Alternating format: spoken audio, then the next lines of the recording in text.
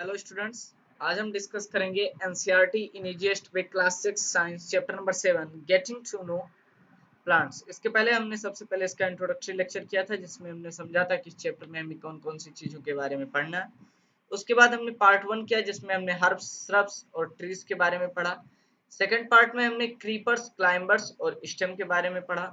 Third parts में हमने leaves के बारे में पढ़ा, आपको याद हो सबसे रिसेंटली। आज हमें पढ़ना है फंक्शंस ऑफ लीव्स के बारे में। तो लेक्चर को प्रोसीड करते हैं। नमस्कार सभी को। कॉपी पेन लेके आप सब रेडी हो जाइए, नोट्स को साथ साथ कंप्लीट करते रहिए। तो आज हमें पढ़ना है फंक्शंस ऑफ लीव। तो लीव के मेनली दो फंक्शंस हमें पढ़ने, कौन कौन से?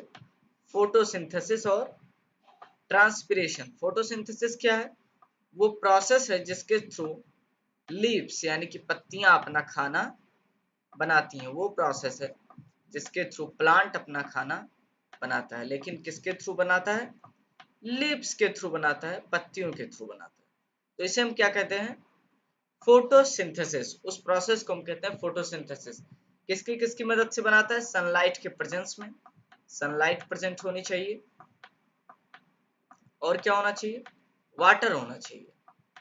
और क्या होना चाहिए? कार्बन डाइऑक्साइड होना चाहिए। तो एटमॉस्फेयर में रहती है। सन रेस और रूट से हमारे एब्जॉर्ब होके जाता है वाटर, और इन दोनों की मदद से प्लांट अपना खाना बनाते हैं। और ये खाना बनाता कौन है? लीव्स बनाती हैं खाना, और ये पूरे प्लांट में फिर सर्कुलेट होता है। इस प्रोसेस को हम कहते हैं फोटोसिंथेसिस। अब आप जानकर हैरान हो जाएंगे कि प्लांट जितना भी वाटर एब्जॉर्ब करता है उसका 99% वाटर उसको जरूरत ही नहीं होती। 99.9% वाटर उसको जरूरत ही नहीं होती। आप इमेजिन कीजिए, अगर 1000 लीटर पानी एब्जॉर्ब करता है प्लांट तो उसको जरूरत होती है सिर्फ 1 लीटर पानी की। तो बाकी वाटर का वो क्या करता है? बाकी वाटर को वो इवेपोरेट कर देता है, यानी कि भाप बना के उड़ा देता है। इसीलिए आपने सुना होगा कि जो हमारे पेड़ है वो बारिश में बहुत ज्यादा सहायक है। तो ऐसे ही सहायक होते हैं। इससे इवेपोरेट होके जो निकलता है भाप, वो फिर फर्दर कंडेंस होके क्लाउड्स बनता है। वो सब आप आगे चैप्टर में पढ़ेंगे, वाटर चैप्टर में। तो सबसे पहले हम समझते हैं ट्रांसपिरेशन क्या है। तो ट्रांसपिरेशन वो प्रोसेस है जिसके थ्रू प्लांट अपना एक्सेस, जो भी पानी होता है उसका एक्सेस वाटर होता है, उसको वो भाप बना के लीव्स के थ्रू उड़ा देता है। तो इसी प्रोसेस को हम कहते हैं ट्रांसपिरेशन। इसमें क्या होता है कि लीव्स में छोटे छोटे पोर्स पाए जाते हैं जिन्हें हम क्या कहते हैं? स्टोमाटा कहते हैं, और उनके थ्रू ही प्लांट से वाटर इवेपोरेट कर जाता है। इसके बारे में भी पढ़ना है। तो ये दोनों क्या है? Functions of leaves. तो चलिए हम देखते हैं दोनों को बारी बारी से और समझते हैं कि हमें कौन कौन से लीफ के फंक्शंस को देखना है। Transpiration and photosynthesis. तो सबसे पहले हम समझते हैं the process of loss of water through leaves is known as transpiration. The process of loss of water through leaves in plants is called transpiration. यानी कि जब प्लांट पत्तियों के थ्रू, ठीक है, पेड़ की पत्तियों के थ्रू जब प्लांट अपने एक्सेस वाटर को, यानी कि अधिकांश मात्रा में जो जल उसके पास उपस्थित है, उसको वाष्पीभवन करता है, यानी कि भाप बना के उड़ा देता है, उस प्रोसेस को हम कहते हैं ट्रांसपिरेशन। और कौन सी प्रोसेस हमें पढ़नी? फोटोसिंथेसिस। फोटोसिंथेसिस क्या है? The process of making of food with the help of sunlight, water, and carbon dioxide by leaves in plants is known as photosynthesis। तो photosynthesis क्या है? वो प्रक्रिया है, या यूं समझ लें वो प्रोसेस है जिसके थ्रू प्लांट्स अपना खाना बनाते हैं। ठीक है, आपको पता होगा कि सिर्फ प्लांट्स ही हैं जो अपना खाना खुद से बना सकते हैं, बाकी लोग प्लांट्स पर डिपेंड करते हैं। और ये प्लांट्स क्या हैं? ये ऑटोट्रॉप्स हैं, इसीलिए ये अपना खाना खुद बना लेते हैं। तो किसकी किसकी मदद से खाना खुद बनाते लेते हैं? सनलाइट यानी कि सूर्य की किरणों की मदद से, वाटर जल होना चाहिए, पानी होनी चाहिए, और कार्बन डाइऑक्साइड गैस होनी चाहिए। और ये खाना बनेगा कहाँ? लीव्स में। तो इस प्रोसेस को हम कहते हैं फोटोसिंथेसिस। जिस प्रोसेस के थ्रू लीव्स में खाना बनता है किसका? प्लांट्स का, उसी प्रोसेस को हम कहते हैं फोटोसिंथेसिस। उसके बाद हम समझते हैं leaves also store food in the form of starch. जो पत्तियां हैं वो स्टार्च के फॉर्म में फूड को स्टोर करती हैं। स्टार्च क्या है आपने फर्स्ट चैप्टर में पढ़ा होगा या सेकंड में पढ़ा होगा, कंपोनेंट्स ऑफ फूड में। स्टार्च स्टोरेबल फॉर्म है कार्बोहाइड्रेट का। तो एनर्जी को जो एक्सेस फूड होता है, जैसे आप समझिए हमारे घर में खाना बना, ठीक है, और हम सब ने खाया, उसके बाद जो हमारा खाना बच जाता है उसको हम क्या करते हैं, फ्रिज में रख देते हैं।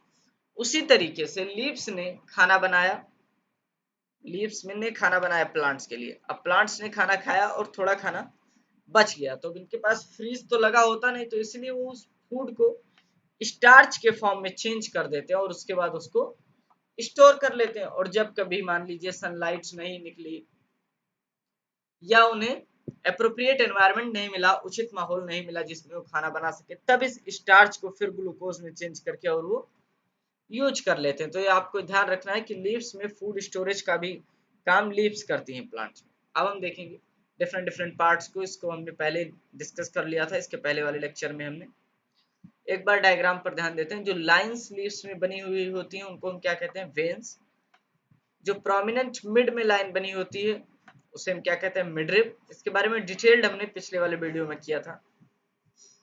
लीफ विनेसेंस जो नेट लाइक विनेसेंस बनी हुई होती हैं, जैसे ये बनी हुई है, इसे हम क्या कहते हैं, रेटिकुलेट विनेसन। और जिसमें पैरेलल वेन्स पाई जाती हैं उसमें उसे हम क्या कहते हैं, पैरेलल विनेशन, जैसे कि ये प्लांट है हमारा। उसके बाद हम देखेंगे ये जो ग्रीन लेयर पाई जाती है, ब्रॉड ग्रीन सरफेस, इसे हम कहते हैं लैमिना पूरे को।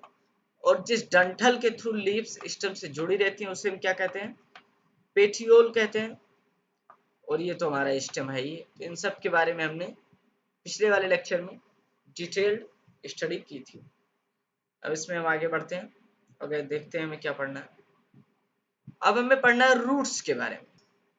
तो रूट हम सभी जानते हैं, रूट किसे कहते हैं, जड़ को कहते हैं। पेड़ के जड़ को हम रूट कहते हैं। आप समझते होंगे कि प्लांट के दो पार्ट हमें पढ़ाए जाते हैं। एक होता है जो सॉइल के अंदर पाया जाता है, जिसे हम क्या कहते हैं, रूट सिस्टम। और एक जो सॉइल के ऊपर पाया जाता है उसे हम कहते हैं शूट सिस्टम। तो रूट सिस्टम का सिर्फ इकलौता पार्ट है रूट। शूट सिस्टम में तो कई पार्ट हैं, स्टेम है, ब्रांचेस हैं, लीव्स हैं, लेकिन रूट सिस्टम में इकलौता पार्ट है रूट, जो प्लांट में सॉइल के अंदर पाया जाता है। इसका फंक्शन हम समझते हैं, it absorbs water from soil. मिट्टी से पानी एब्जॉर्ब करने का काम क्या करता है, रूट। और रूट में क्या पाए जाते हैं, रूट हेयर्स पाए जाते हैं। आपने अगर कभी रूट किसी प्लांट को उखाड़ा होगा तो आपने देखा होगा कि ऐसे रूट रहती और उसमें फिर पतले पतले पतले पतले हेयर्स निकले रहते हैं बाल के तरीके से। वो प्लांट को वाटर एब्जॉर्ब करने में मदद करते हैं। It provides anchor to the plant. अब ये सुरक्षा कैसे प्रदान करता है प्लांट को, तो आप समझिए इसमें जो रूट्स होते हैं और रूट के different different parts, root hairs होते हैं और प्राइमरी सेकेंडरी टर्सरी रूट्स होते हैं, वो मिट्टी को कस के जकड़ के पकड़े रहते हैं, जिससे अगर हल्की फुल्की हवा भी आए तो ये प्लांट को इधर उधर पलटने नहीं देते। और इसीलिए कहते हैं कि सॉइल इरोजन में भी काफी सहायक होते हैं, सॉइल इरोजन को रोकने में, यानी कि मिट्टी के कटाव को रोकने के लिए। क्यों, क्योंकि पेड़ की जड़ें जो होती हैं वो मिट्टी को बहुत आसानी से और बहुत टाइटली पकड़े रहती हैं, इसलिए मिट्टी इधर उधर जाती नहीं। तो इस सॉइल इरोजन में प्लांट्स का ये रोल है, आपको ध्यान रखना है, जियोग्राफी में आप पढ़ेंगे। और इसके बाद its root hairs which grip to the soil. इसमें रूट हेयर्स पाए जाते हैं, मैंने पहले ही बताया, जो सॉइल को ग्रिप करते हैं, यानी कि सॉइल को अच्छे से पकड़े रहते हैं। अब रूट्स को भी क्लासिफाई किया गया है दो तरीके में। कौन कौन से, टैप रूट, इसका एक हल्का फुल्का इंट्रोडक्शन हमने इंट्रोडक्टरी लेक्चर में देखा था, और जब हम विनेशंस देख रहे थे तब भी हमने इन दोनों के बारे में डिस्कस किया था। आज फिर से एक बार रिवाइज कराते हैं। Tap root, it has a main root. इसमें एक मेन रूट पाई जाती है और इससे लेटरल रूट्स अटैच्ड रहती हैं। जैसे एक मेन रूट आई, ठीक है, और उसके बाद इससे लेटरल रूट्स ऐसे ऐसे ऐसे, ऐसे अटैच्ड हैं। ये फिर इससे ऐसे निकला, ये ऐसे रूट। तो ये सिस्टम क्या कहलाता है, टैप रूट, जिसमें एक मेन रूट डिसाइडेड है और दूसरा क्या रहता है, fibrous root. It not has main root, इसमें सारी रूट्स मेन रूट होती हैं। वो आपने जर्नी मुंबई टू गोवा में देखा होगा कि सारी सीट्स विंडो सीट हैं, उसी तरीके से ये रूट्स, सारी रूट्स मेन रूट होती है। इसमें क्या होता है कि एक ही ओरिजिन है, ये प्लांट था एक ही ओरिजिन, और उसी ओरिजिन से सारी रूट्स निकली हुई, ये ऐसे ऐसे ऐसे, ये। तो ये क्या कहलाता है, फाइब्रस रूट। और यही अगर हम टैप रूट देखें तो एक मेन रूट आता है, फिर उससे primary root, secondary root, tertiary root और फिर ऐसे। अब आप ध्यान रखेंगे कि टैप रूट्स में कौन सी वेरिएशंस पाई जाती है। मैंने पहले लेक्चर में बताया था, इसके पहले वाले लेक्चर में जब हमने डिस्कस किया था वेरिएशंस के बारे में। तो आपको कमेंट सेक्शन में बताना है कि जिन प्लांट्स में टैप रूट पाई जाती है उसमें कौन सा लीफ वेनेशन पाया जाता है, और जिन प्लांट्स में फाइब्रस रूट पाई जाती है उसमें कौन सा लीफ वेनेशन पाया जाता है। ये आपको याद रख के बताना है। तब तक हम इसके डायग्राम से इसको और बेटर तरीके से समझते हैं। ये देखिए रूट्स, तो आप देखेंगे कि जो सीधे तरीके से एक मेन रूट आया हुआ है और उसके बाद लेटरल रूट्स निकली हुई हैं, इन्हें हम क्या कहते हैं, टैप रूट कहते हैं। और यहाँ से वेनेशंस देख के आपको आइडिया लग रहा होगा कि कौन सा वेनेशन पाया जाता है टैप रूट में, और जिसमें सारी रूट्स ही मेन रूट की तरीके से एक ही ओरिजिन से निकली रहती हैं, उसे हम क्या कहते हैं, फाइब्रस रूट्स कहते हैं। तो इन दोनों में कौन सी वेनेशंस पाई जाती है आपको कमेंट सेक्शन में जरूर से जरूर बताना। तो ये था हमारे रूट्स के बारे में। तो रूट्स के बारे में हम देख चुके हैं। इसके बाद हमारा बचता है फ्लावर्स, जिसके बारे में हम नेक्स्ट लेक्चर में स्टडी करेंगे, नहीं तो हमारा ये लेक्चर बहुत लंबा हो जाएगा। तब तक के लिए थैंक यू सो मच। आप लेक्चर को बार बार रिवाइज करते रहिए, नोट्स को कंप्लीट करते रहिए, एनसीईआरटी के क्वेश्चंस को करते रहिए। अदर चैप्टर्स के लिए आप चैनल पे जाके प्लेलिस्ट को चेक करें। वन शॉट के लेक्चर्स भी चैनल पे अपलोड कर दिए गए हैं, आप प्लेलिस्ट में जाके चेक कर सकते हैं। तब तक के लिए बहुत बहुत धन्यवाद। Thank you so much. कोई भी डाउट हो तो कमेंट सेक्शन में जरूर से जरूर पूछें।